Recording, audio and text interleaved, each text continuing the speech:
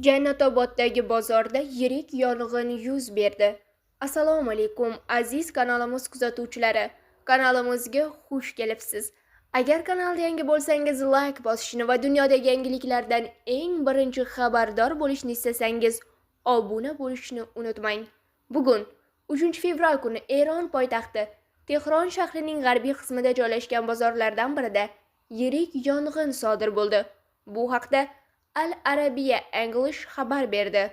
Qayd etilishicha, yong'in Tehronning Jannatobod mahallasida joylashgan do'kon va savdo rastalariga boy hududda yuz bergan.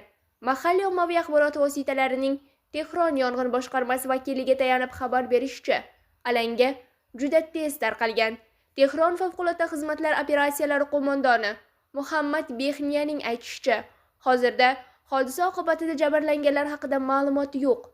Yong'inning kelib chiqish sabablari ham noma'lum. Yong'in shu qadar keng hududni qamrab olganki, uni shaharning turli qismlaridan ko'rish mumkin.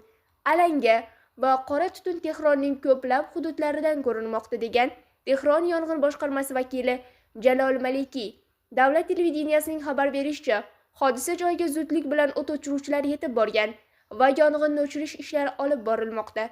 Eslatib o'tamiz, avvalroq Pokistonning Karachi shahridagi Gul Plaza savdo markazida yong'in yuz bergandi. Oqibatda 5 kishi halok bo'lgan, 18 kishi jarohat olgan.